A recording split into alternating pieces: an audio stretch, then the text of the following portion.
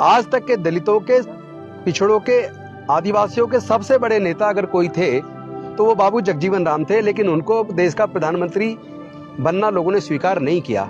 देखिए, डॉक्टर बाबा साहेब अम्बेडकर जी का जो रिसर्च पेपर था, द प्रॉब्लम ऑफ रूपी in India and it's solution, जिसके आधार पर रिजर्व बैंक ऑफ इंडिया की स्थापना हुई और भारत ही नहीं पूरे दुनिया के सबसे जाने माने इकोनॉमिस्ट डॉक्टर बाबा साहेब अम्बेडकर थे।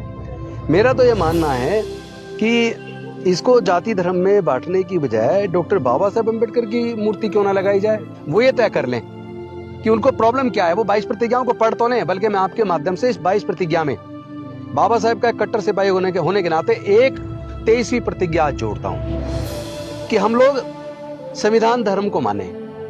संविधान की प्रस्तावना में तथागत बुद्ध का पूरा धम्म का वर्णन है। ये भारत का संविधान और उसकी प्रस्तावना, ये बेसिकली यही संवैधानिक बुद्धिज्म है।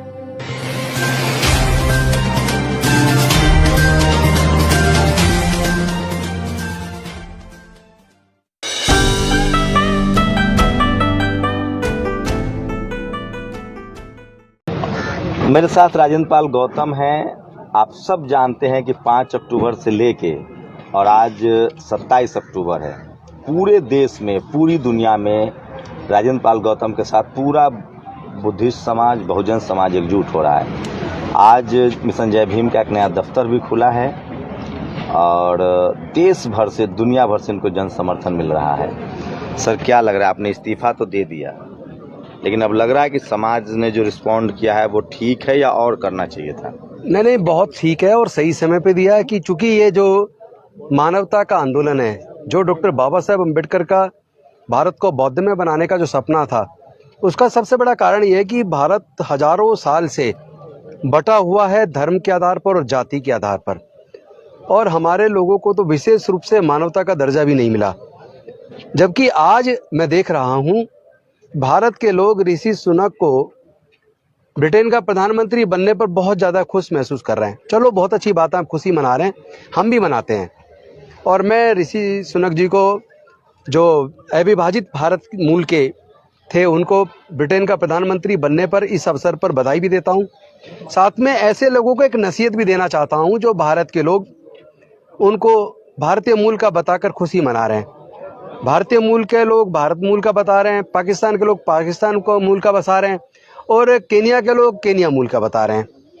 जो भी हो, इससे एक संदेश तो स्पष्ट है कि ब्रिटेन का प्रजातंत्र इतना मजबूत है कि वो दूसरे धर्म का विदेशी मूल के, यानी कि अविभाजित भारत मूल के व्यक्ति को भी खुशी से प्रधानमंत्री के तौर पर स्वीकार कर रहे हैं। लेकिन क्या हमारे देश के लोग करते हैं? हमारे देश में डॉक्टर बाबा साहेब अम्बेडकर जी के बाद आज तक के दलितों के, पिछड़ों के, आदिवासियों के सबसे बड़े नेता अगर कोई थे तो वो बाबू जगजीवन राम थे, लेकिन उनको देश का प्रधानमंत्री बनना लोगों ने स्वीकार नहीं किया। ये भारत का एक काला इतिहास है हमारे देश का, जिससे हम शर्मसार होते हैं। और आज भी क्या जनरल सीट से अनुसूचित जाति जनजाति के लोगों को चुनाव अगर लड़ाया जाए, क्या कोई पार्टी लड़ाती है? और लड़ाती है तो क्या सब लोग उसकी काबिलियत के हिसाब से उसको ताकत देते हैं, वोट देते हैं? तो अपनी मानसिकता सुधारनी होगी हमें। हम सबको भारत के रूप में अपनी पहचान भारतवासी के रूप में बनानी होगी। आपने सर पॉलिटिकल बात कही है तो मैं तो आना नहीं चाहता था राजनीति पर। अभी कांग्रेस मैं जानबूझ के लाया हूँ। तो अभी कांग्रेस क्लेम कर रही है कि हमने राष्ट्रीय अध्यक्ष बनाया है शेड्यूल कास्ट को। नहीं, तो उसको खड़गे जी को बहुत बहुत शुभकामनाएं और कांग्रेस को भी शुभकामनाएं कि उन्होंने बनाया।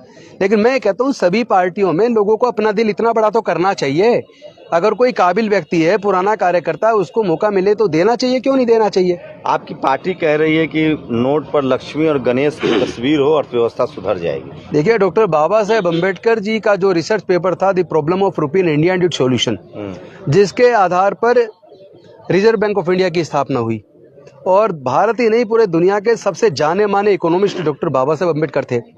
मेरा तो ये मानना है कि इसको जाति धर्म में बांटने की बजाय डॉक्टर बाबा साहेब अम्बेडकर की मूर्ति क्यों ना लगाई जाए। और अगर सभी धर्मों की लगानी तो सब धर्मों के नेताओं, सब धर्मों के जो आस्था है उनकी भी लगा दो। मुझे इसमें नहीं पढ़ना है। मुझे तो भारत के लोगों को न्याय मिलेगा या नहीं मिलेगा, भारत के दलित, पिछड़े, आदिवासी को मानवता का दर्जा मिलेगा या नहीं मिलेगा।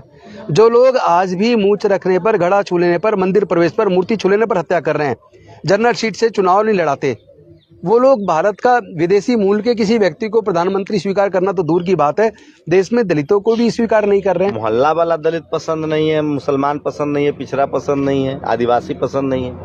ये जो मोहल्ले में रहता है। ये this is very unfortunate part of our country India, that is Bharat, we should call it Bharat. और भारत से जो लोग प्यार करते हैं, भारत में रहने वाले सभी लोगों से भी प्यार करेंगे। भारत को जोड़ना होगा, वर्षों से उसे जाति धर्म के नाम पर तोड़ा है, आतंकित तो किया कह है। रहे हैं ना, आरएसएस कह रही है कि सब लोग हिंदू है, सब हिंदू हो जाओ, खेला खत्म। नहीं, आरएसएस गवर्न करेगी क्या देश के लोगों को कि कैसे चलना है, क्या मानना है, क्या नहीं मानना है?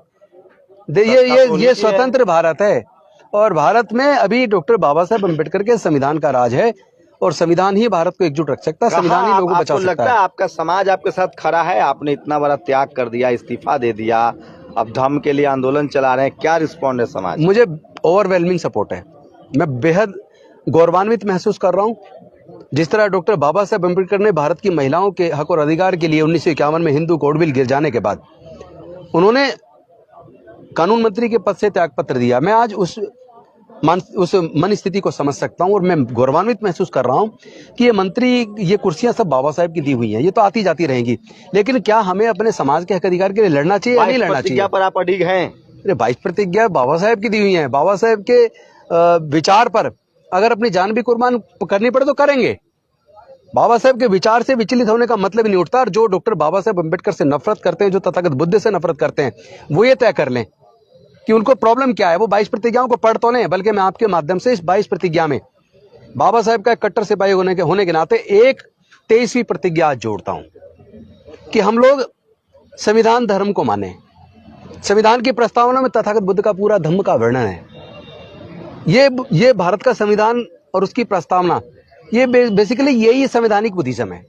क्या आप पूरे देश का दौरा करेंगे? आप अभी लगातार नागपुर गए थे दीक्षा भूमि, फिर आप जाने वाले हैं, क्या आगे का प्लान है आपका? क्या रोड मैप है धम्म को लेकर? पूरे देश के लोग बुला रहे हैं, देश के कोने कोने में हम जाएंगे और मानवतावाद और शांति का जो माहौल दुनिया भारत के अंदर कायम हो और हमारे लोगों के हक अधिकार को लोग इज्जत के साथ उनको दें और वो खुद भारतवासी बने। हमारे लोगों के साथ उत्पीड़न पूरी तरीके से बंद हो और जो उनको जो हक मिलना चाहिए, चाहे वो एजुकेशन का क्षेत्र हो, चाहे इकोनॉमी का क्षेत्र हो, हर क्षेत्र में हिस्सेदारी भागीदारी सुनिश्चित होनी चाहिए। देश के प्राकृतिक संसाधनों में हिस्सेदारी भागीदारी सुनिश्चित होनी चाहिए। उसकी लड़ाई को लड़ने के लिए जिस हद तक जाना होगा हम जाएंगे। तो ये थे दिल्ली के पूर्व सोशल जस्टिस मंत्री राजेंद्र पाल गौतम और 22 प्रतिज्ञा के बाद इन्होंने रिजाइन किया था। अब तक ये खुलासा नहीं हुआ है कि इन पर रिजाइन के लिए दबाव था या इन्होंने रिजाइन मर्जी से किया है। लेकिन सोचिए, उसी बीजेपी में भी अभी 22 प्रतिज्ञा वाले मानने वाले लोग अभी मंत्री हैं। रामदास अठावले ने खुद कहा है। आपको बता दें कि जो नितिन गडकरी हैं, देवेंद्र फडणवीस हैं, वो सब लोग 22 प्रतिज्ञा वाले दीक्षा भूमि पर जा चुके हैं। क्या सर ये देश जानना चाहता है कि आप पर इस्तीफे के लिए दबाव था या आपने अपनी मर्जी से दिया है? मेरे सामने दो विकल्प थे।